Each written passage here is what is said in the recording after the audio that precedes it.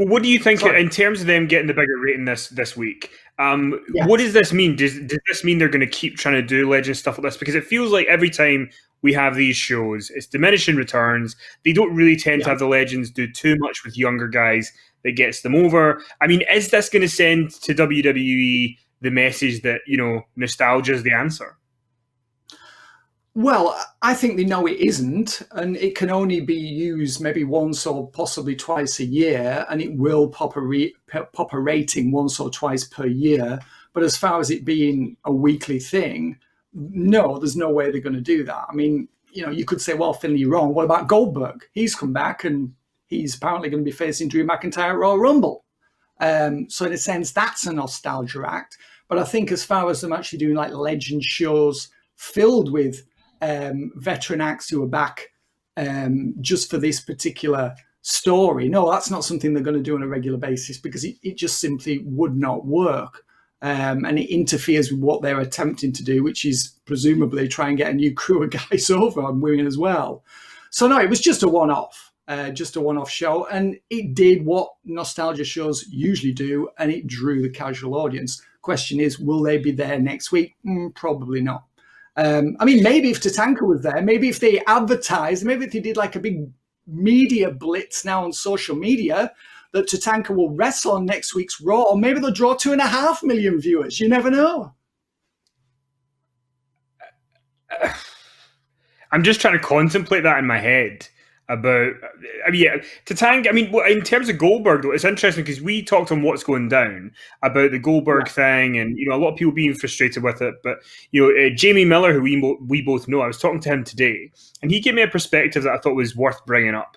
And he said that he was watching Raw with his wife and his kids, and when Goldberg came out at the end, his wife got pretty excited to see Goldberg. His kids got very excited to see Goldberg. So it seems like there is some value there. Do you think Goldberg in the lead up to the Rumble can, get them some more big ratings jumps with him appearing on the show, him maybe doing some confrontations with Drew McIntyre leading up to the Rumble? Yeah, I mean, I don't think he'll be there next week. He'll probably be there the week after. I mean, they certainly don't want to overexpose Goldberg, because as we know, there's only certain things he can do, and he's certainly better used in small doses. As you said on What's Going Down, and I agree with you at the end, you persuaded me, is that if Drew is booked to defeat Goldberg and it's a competitive match, I mean, perhaps they could pre-tape it. They could do that and insert it in the show. They probably won't, but they could do that. If it's a competitive match that lasts more than, and Goldberg does more than a spear and attempts a jackhammer, and Drew does more than just a claymore, then maybe it could be worthwhile. Maybe it could have value. Maybe it could do something for Drew long term. The fact that he's defeated Goldberg as well as all these other people in 2020. So I guess that wouldn't be a total loss. But I mean, I always think that these nostalgia acts, they do provoke these emotions and these feelings and this sense of excitement, because that's nostalgia. It's reminding you of, open close quote, better days. And it's like, oh, remember Goldberg, remember when he did this, remember when he did that. And that's what an appearance by a part-timer or a veteran who you only see occasionally, that's the reaction it provokes. So yes, it does attract interest, but it's only something you can rely on short term. It's not a long-term solution to anything. The long-term solution is to try and get new acts over. And create new stars. That's the way it is. This is just a quick fix. It's a fill-in. It's something to just prop things up for now. So I can understand why some people would be excited by it. Would they be excited, Kenny, if Goldberg were to defeat Drew McIntyre? I mean, would that be greeted with party hats and streamers?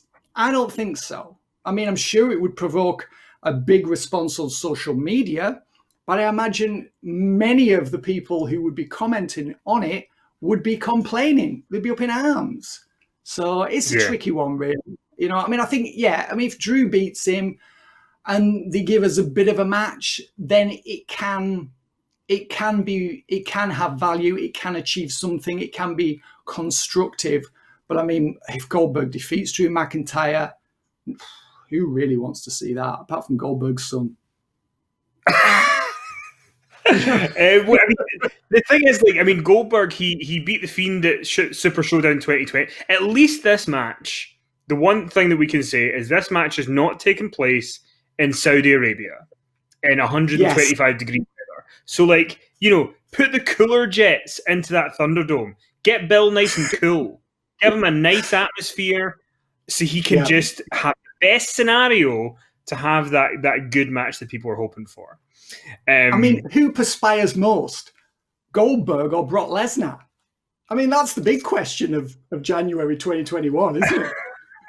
Well, I think Brock Lesnar perspires more, but I don't think Goldberg can go. I mean, can you imagine if Goldberg was in the position Brock Lesnar was in to do like 25 minutes in a Royal Rumble? I think he'd keel over. He couldn't do it. Yeah, he would do, and I just dread to think how many people would have been injured with all those, with all those eliminations that Goldberg, had he been in Lesnar's position, had been booked to perform. So, but you're right, yeah, Goldberg. It's not much in the way of stamina. Lesnar, it can go all night. That's what I've heard.